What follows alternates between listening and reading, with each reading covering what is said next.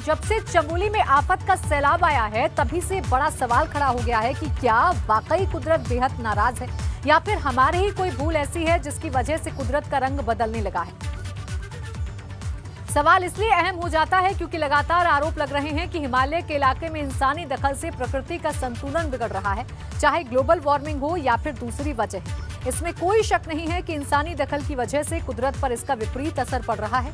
चमोली में आया सैलाब इसलिए भी ज्यादा खतरनाक माना जा रहा है क्योंकि ये घटना सर्दियों में हुई है और सर्दियों में ग्लेशियर का टूटना अपने आप में न सिर्फ हैरान करने वाला है बल्कि ये हमारे लिए बड़े खतरे की घंटी है। हालांकि ये साफ हो चुका है कि आफत का ये सैलाब ग्लेशियर के टूटने की वजह से नहीं बल्कि 4 दिन पहले भी जो बर्फबारी हुई थी उसकी वजह से आया है। उस दौरान सैकड़ों टन बर्फ एक ट्रिगर पॉइंट पर आ गई थी, जहां थोड़ी सी बर्फ पिघली तो यहां से सैकड़ों टन मौजूद बर्फ नीचे खिसक गई और देखते ही देखते ये बर्फ आफत के सैलाब में तब्दील हो गई, जिसने रैणी गांव के आसपास सब कुछ तबाह कर डाला। जिस तरह से वाकया हुआ उससे वैज्ञानिक भी बेहद हैरान और परेशान हैं, क्योंकि उनका मानना है कि अगर हिमालय पर ज्यादा हलचल हुई तो ये कतई अच्छी खबर नहीं है। आईआईटी रुड़की के वैज्ञानिकों की माने तो भारत में अभी तक एक भी ग्लेशियरोलॉजी इंस्टीट्यूट नहीं है जहां पर ग्लेशियर के बर्ताव पर स्टडी की जा सके। पहले आपको सुनाते हैं कि इस पर उनका वैज्ञानिकों का क्या कुछ कहना है।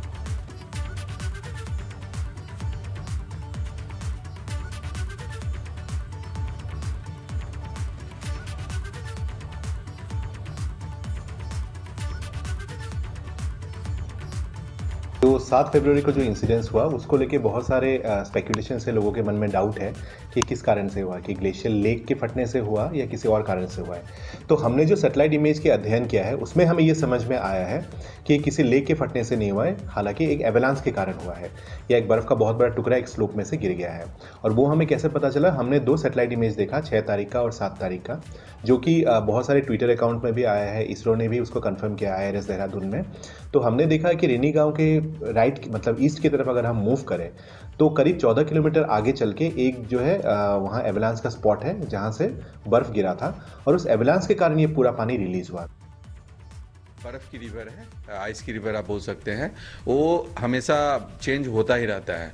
तो उसके लिए वो हम ये नहीं कह सकते हैं कि ग्लेशियर चेंज नहीं होगा, और उसके जो अदर क्लाइमेट के जो इफ़ेक्ट है उस ग्लेशियर पे सबसे ज़्यादा हमारे पृथ्वी पे दिखाई देते हैं। तो अगर ग्लेशियर में कोई चेंजेस हो रहे हैं तो उसके लिए डेडिकेटेड स्टडी होना बहुत ज़रूरी है। और यहाँ जो पुराने और हमारे सर अजंता सर वगैरह इस फील्ड में और रिसर्च कर चुके हैं, उन्होंने भी यह बताया है कि ग्लेशियर तेज़ी से पिघल रहे हैं। 1990 के बाद की बात हम करेंगे तो ग्लेशियर अपने पोजीशन से बहुत तेज़ी से पीछे जा रहे हैं। वहीं उत्तराखंड के पूर्व सीएम हरीश रावत भी ऐसा ही कुछ इशारा करते दिख रहे हैं। हरीश रावत की माने तो चमोली में रैणी गांव के पास जो डैम बनाए गए थे उनकी परमिशन उन्होंने इसलिए नहीं दी थी क्योंकि इससे ऐसी आपदा आने की आशंका थी। क्या कुछ कहा उन्होंने, ये आप भी सुनिए। 2016 में गंगा शुद्धिकरण मंत्रालय ने हलफनामा दिया था कोर्ट में और ये बताया था कि ये प्रोजेक्ट पर्यावरण के लिए नुकसानदायक है। आपको लगता है कि पहाड़ों के साथ ज्यादा छेड़छाड़ हो रही है?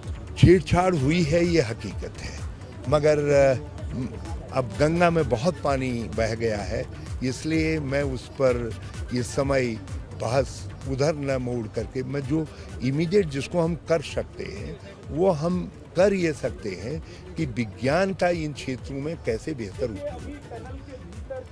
हमारा ग्लेशियर का व्यवहार एक दिन में नहीं बदलता है, 1 घंटे में नहीं बदलता है।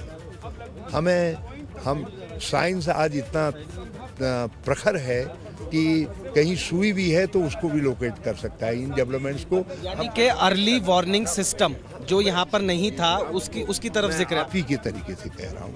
और दूसरा जो है क्लाइमेट चेंज एक काली छाया के तरीके से सेंट्रल हिमालयाज को प्रोवाइड कर पड़े तो दुनिया को कर रहा है, लेकिन हमारे सेंट्रल हिमालयाज सबसे नाजुक हैं, यहाँ सबसे उसका दुष्प्रभाव पड़ रहा है और जिससे देश की वाटर सिक्योरिटी और दूसरी तरीके की सिक्योरिटी दोनों पर असर दुष्प्रभाव पड़ रहा है।